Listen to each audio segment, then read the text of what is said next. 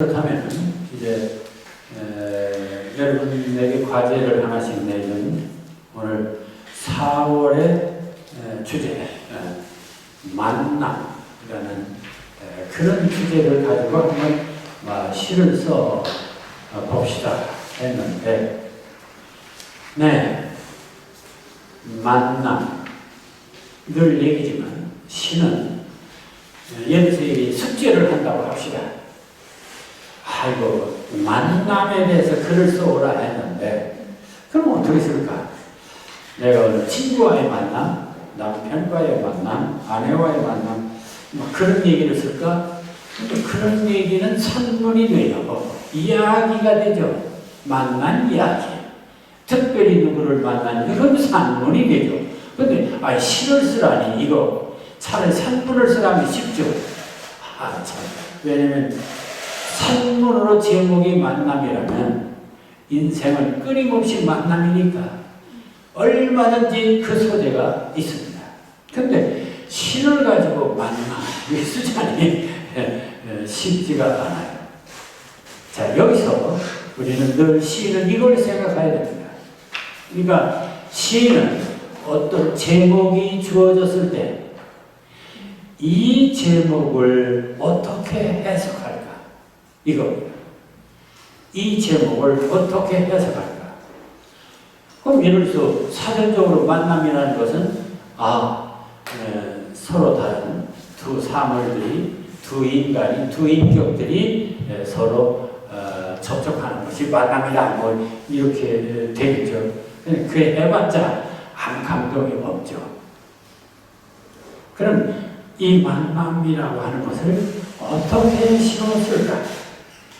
늘 얘기지만 솔직히 만남이라는 것은 만질 수도 있고 볼 수도 없는 거예요. 그러니까 말은 되지만 개념은 알겠는데 보이지도 않고 느껴지지도 않아요. 그러니까 이 보이지도 않고 느껴지지도 않는 이 세계를 어떻게 해야 되냐? 그걸 바로 예수님이 잘 했어요.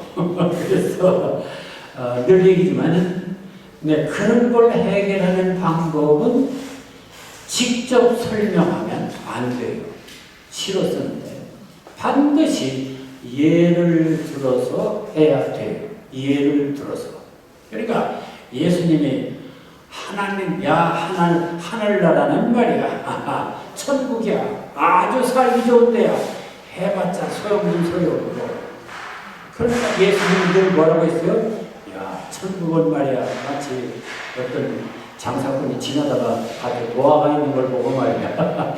집에 가서 다 팔아가지고 샀어. 예수님은 그렇게 말씀을 해요. 그래, 예를 들어서 그 소중함을 어떻게 내 것으로 만들까? 그 소중함에서, 그래서 그 땅에 묻힌 도화 얘기를 합니다. 자, 예를 들어서 얘기를 하는 것입니다.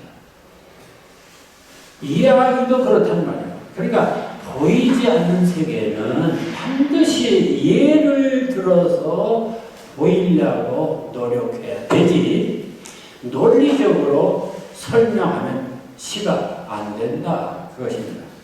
그러니까 예를 들어서 보인다. 그러니까 여러분이 글을 쓸 때 이게 가장 중요한, 그걸 잃어버리면 안 돼요. 지금 꽃도 있고 지금 예를 들어서 벚꽃도 많고 사월에 얼마나 소재가 많습니까? 그래서 기분 좋다, 아름답다, 참 멋있다, 아름답다, 그건 시인 아니어도 어린아이들도 다 하는 소리예요. 그러니까 그런 걸 가지고 시라고 말할 수가 없죠. 그럼 시인은 이걸 어떻게 할까? 근데 반드시 벚꽃, 딱 벚꽃을 보면, 벚꽃을 보고 아름다운 벚꽃이 아니라 4월의 한방눈이다. 한방눈을 한번 예를 들어보자 이거예요. 그러니까 벚꽃을, 한방눈을 예를 들어서 설명할 수 있죠. 또 하나는 그래서 이런 것을 상상적 해석, 연상, 무엇인가 그것을 다른 어떤 사물로 이렇게 비유해서 표현하는 노력이 중요하다. 이런 것들을 생각해야 됩니다. 그리고 그러면서 어떤 만남의 의미라든지 이런 것들을 나름대로 하는데, 만남이라는 것은 참 얼마나 멋있는 것입니까? 그건 운명적인 만남도 있고 정말 아름다운 만남도 있고 아주 악연도 있고 만남이라는 게 얼마나 있습니다. 그런데 이런 만남을 그냥 설명해가지고는 그런 산문이 제시가 안 된다. 신은 반드시 그러한 내용을 예를 들어서 표현해야 된다. 그리고 믿음이 있어야 된다. 그걸 생각하면서 몇 사람들의 예를 제가 들어봤어요. 이 사람들이 어떻게 썼나를 봅시다. 이남일이라는 사람이 그렇게 유명한 사람은 아닙니다. 만남의 조건이라는 시를 썼습니다. 지난날이 1초만 비껴갔어도 이 순간 우린 만날 수 있었을까? 어때요? 재밌죠? 지난날이 1초만 비껴갔어도 이 순간 우린 만날 수 있었을까? 여러분들 그런 생각 안 들어요? 내가 그때 그 모임에만 가지 않았더라면 그 사람하고 우리 만날 수 없었죠. 자, 그러니까 지난 날이 1초만 비껴갔어도 이 순간 우린 만날 수 있었을까? 만남이 얼마나 우연이면서도 소중한 것인가를 알 수가 있습니다. 그러니까 1초만 이게 이제 여기서 중요한 겁니다. 그러니까 이 대목에서는 1초만, 그 다음에 우리 사이가 한치만 벗어났어도 감정이 많이 서로 뒤틀려서도 한치만 만나가지고 이 사람이야, 바로 내 사람이야, 한치만 봐도 우린 마주 볼 수 있었을까? 자, 이것도 그렇습니다. 걸어온 길이 그렇게 험하지 않았다면 또 우린 서로 알아볼 수 있었을까? 산전수전 함께 겪으니까 나중에 정이 되는 거죠. 그렇게 멀고 긴 고뇌의 터널을 참고 견디지 못했다면 오늘 우린 살아갈 수 있었을까? 근데 이 시를 읽으면서 아까 얘기했죠? 리듬. 여기 리듬이 보여요. 있었을까? 있었을까? 있었을까? 있었을까? 뭐뭐 했다면 이런 것들의 반복입니다. 그래서 이 시가 아주 리듬을 살리면서 결국 이 만남의 운명, 이것을 리듬을 살려서 잘 재밌게 썼죠. 재치있게 썼습니다. 1초만 또는 한치만 이렇게 재밌게 썼습니다. 자, 좀 유명하다는 사람의 시입니다. 신경님의 만남입니다. 그래, 신경님은 만남을 어떻게 썼을까? 살구꽃 지고 복사꽃 지던 날 미움과 노여움 속에서 헤어지면서 이제 우리 다시 만날 일 없으리라 다짐했었지. 좀 무슨 옛날 얘기 같죠? 살구꽃 복사꽃 피던 날, 살구꽃 지고 복사꽃 피던 날, 그러니까 지금 언제요? 요즘 아닙니까? 살구꽃 지고 복사꽃 피던 날, 봄입니다. 4월일 거야. 미움과 노여움 속에서 헤어지면서 이제 우리 다시 만날 일 없으리라 다짐했었지. 살다 보면 의견상 이렇게 상충돼서 헤어지는 경우가 많이 있지 않습니까? 이별. 근데 헤어질 때 보면은 이 미움과 노여움 때문에 헤어지는 거예요. 그러나 뜨거운 여름날 느닷없이 소나비 피해 처마 아래로 뛰어드는 이들 모두 낯이 익다. 이마에 패인 깊은 점, 손에 밴 기름때 한결같고. 그러니까 봄에 기분 나빠서 서로 헤어져고 다시는 안 만날 줄 알았는데 여름에 소나기가 갑자기 오니까 처마 밑에 모였는데 헤어졌던 그놈을 또 만났어요. 또 만나고 보니까 이마에 패인 기쁨처럼 손에 밴 기름때 한결같고 그때나 지금이나 똑같아. 별 수 없어 저도.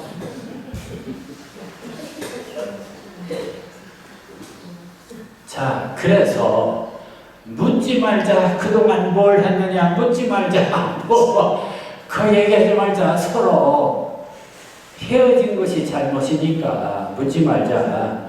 후줄근이 젖은 어깨에 햇살이 눈부시기. 언제고 다시 만난 걸 이제서 믿는 우리들. 메마른 허리에 봄바람이 싱그러워. 보면은 마치 봄, 여름을 거치면서 미움과 노여움으로 헤어져서 절대로 만나지 않겠다고 한 사이인데 여름에 결국 만난다.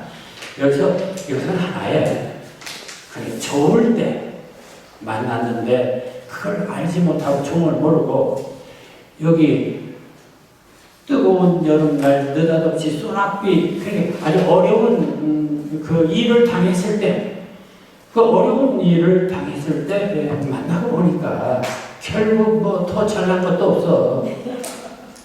자, 그래서 만남 그 자체가 중요하다. 과거는 묻지 말자. 자, 그러고 보니까 메마른 허리에 이렇게 그 삭막한 인생에 봄바람이 싱그러워. 미워하지 말고 헤어지지 말라 그런 얘기 아닙니까? 그런 것을 이제 예를 들어서 뭐 살도 꽂히고 뭐 여름날 느닷없이 이거 다 예를 든 것이죠. 그렇지 않습니까? 물론 뭐 그렇게 그러니까 이 시는 간결한 것보다는 좀 이렇게 교훈적인 설명적으로 이렇게 얘기를 했습니다. 따라서 이런 시는 조금 약간 산문적이에요. 리듬은 그렇게 많지가 않죠. 그 리듬이 많지 않은 시. 자, 그럼 신경님의 이 시는 그래서 한 번쯤 우리가 생각해 볼 만한 인생을 살 때에 공연 쓰잘데없이 오해하고 헤어지지 말자 하는 얘기 아닙니까? 그 다음 하독조의 만남입니다. 그대는 꽃이 되기 위하여 나는 물이 되기 위하여. 아까 뭐라고 했어요?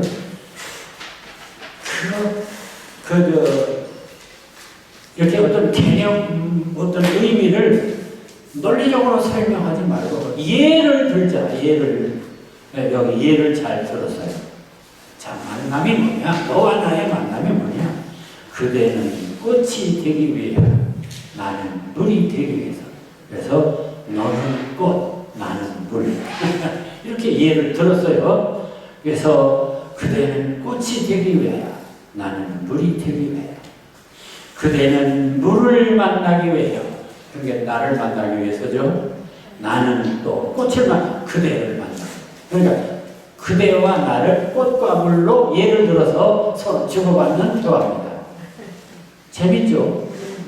그대는 꽃이 되기 위하여 나는 물이 되기 위하여. 그대는 물을 만나기 위하여 나는 꽃을 만나기 위해서. 그러니까 나는 너를 만나기 위해서입니다. 그대는 전생에 풀이었다가 나는 전생에 구름이었다. 또 예를 뭘로 들었어요? 그대는 전생에 풀이고 나는 전생에 구름. 이렇게 예를 들었어요. 그대는 이승의 꿈으로 내려와 나는 이승의 은하로 내려와. 그러니까 너와 나 사이의 만남이 거저 온 게 아니라 전생에는 풀이고 전생에는 구름이었다가 이승으로 하나는 꿈으로 내려고 하나는 은하를 타고 내려왔어.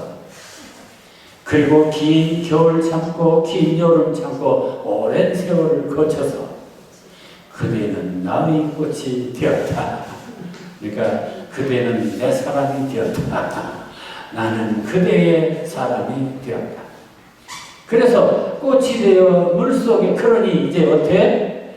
꽃이 되어 물속에, 꽃이 물속에서 천년, 물이 꽃 속에 또 천년 살고 지고 그런 거 아닙니까?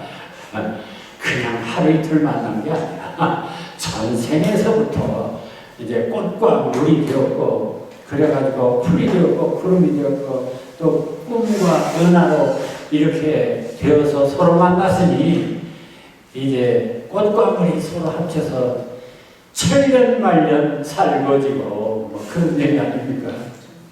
네, 사랑 이야기. 그러니까 남편에게 이런 시를 써준다면, 아내에게 이런 시를 써준다면 얼마나 행복할까 하는 생각을 해봅니다. 그러니까 이 시는 이 부부간의 만남이 얼마나 소중한 것인가를 예를 들어서 잘 보여주고 있고요. 또 이 시는 간결하면서도 굉장히 리듬이 있습니다. 그러니까 우야야 우야야 우야야 우야야, 또 풀이었다가 뭐뭐하라 되었다 철년 이렇게 계속 반복적인 리듬을 살려서 흥을 돋구면서 쓰고 있으니까 읽기도 재미가 있죠. 자, 다시 그러면은 정연복 시인의 만남이라는 것을 봅시다. 이 정연복 시인은 7, 8천 개, 그 사람 블로그 가보면 자기 시가 7, 8천 개 됐다고 그래요. 그리고 이분은 시를 써서 비즈니스를 하는데, 예를 들어서 이런 겁니다. 부부간이나 이제 커플들한테 왜 그런 거 있잖아요. 액자에다가 시인의 명구를 이렇게 써서 걸어놓을 수 있지 않습니까? 자기 집에. 이제 그런 걸 주문받아요. 네. 그러니까 결혼한 사람, 부부간에 가족을 위해서 뭐 이런 거 그러면 이 사람은 그런 주문을 인터넷에서 받습니다. 그래서 한 건당 5만 원. 그러면 이제 자기가 이 사람들이 예를 들어서 결혼식이라면 두 사람의 결혼에 대한 시를 잘 써서 그놈을 액자를 만들어가지고 보내줘요. 그 다음에 이 사람 회갑이다 하면 회갑에 딱 맞는 시를 써서 보내줘요.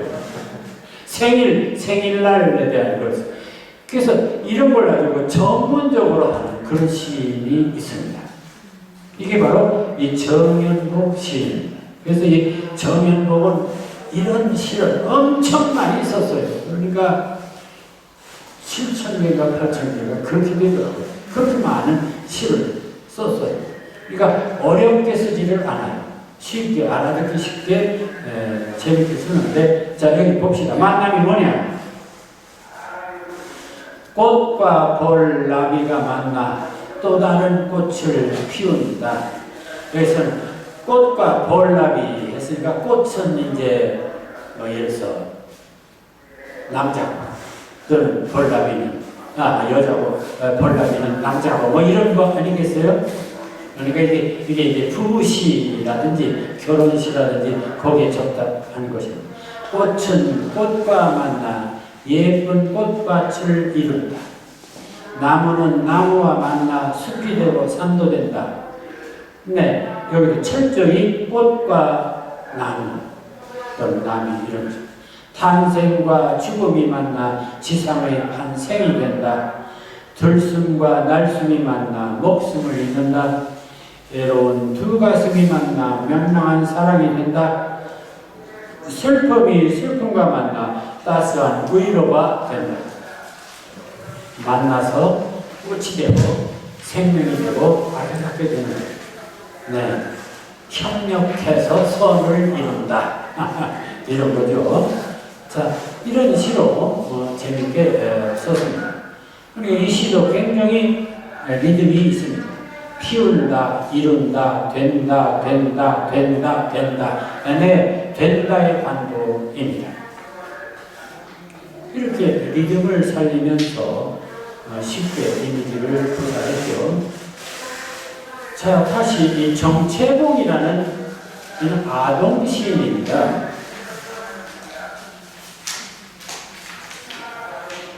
근데 또 아주 재미있게 만남이 뭐냐, 어떤 만남이 좋은 만남인지 아주 재미있게 썼습니다.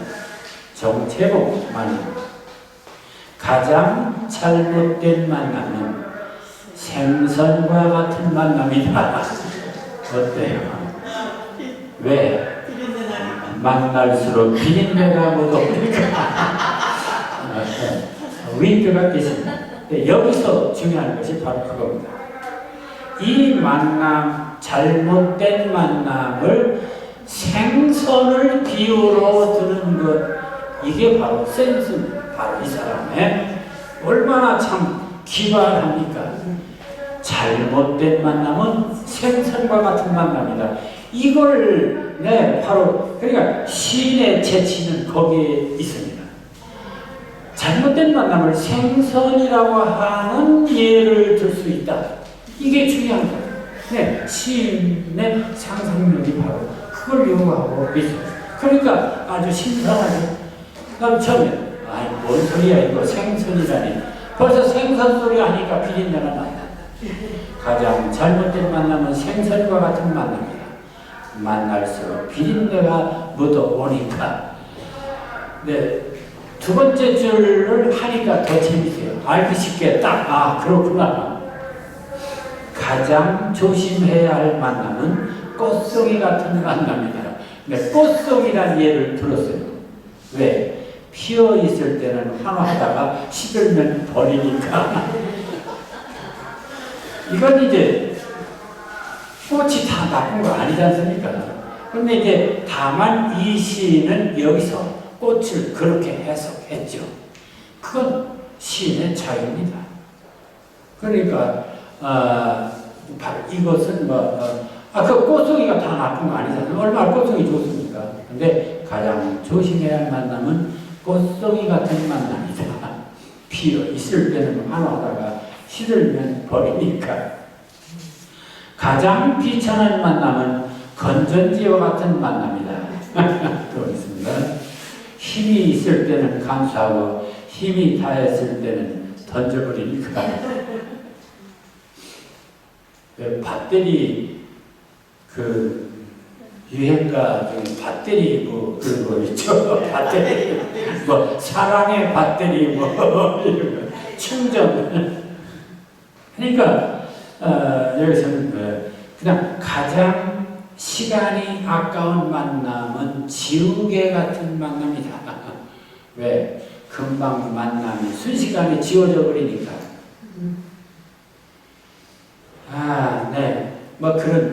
이런 이제 어디까지나 정채봉의 해석입니다.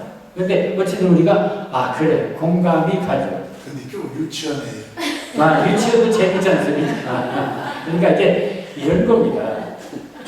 시라고 하는 것이 꼭 점잖게만 꼭 써야 한다는 것은 아니고, 이렇게 지나가 보면 또 이렇게 웃으며 넘어갈 수도 있다는 걸 참고로. 그 다음에 가장 아름다운 만남은 손수건과 같은 만남이다. 힘이 들 때는 땀을 닦아주고 슬플 때는 눈물을 닦아주니까. 좋은 말입니다. 그래서 이 시인은 이 만남을 꽃송, 생선, 꽃송이, 건전지, 지우개, 손수건 이런 예를 들면서 설명합니다.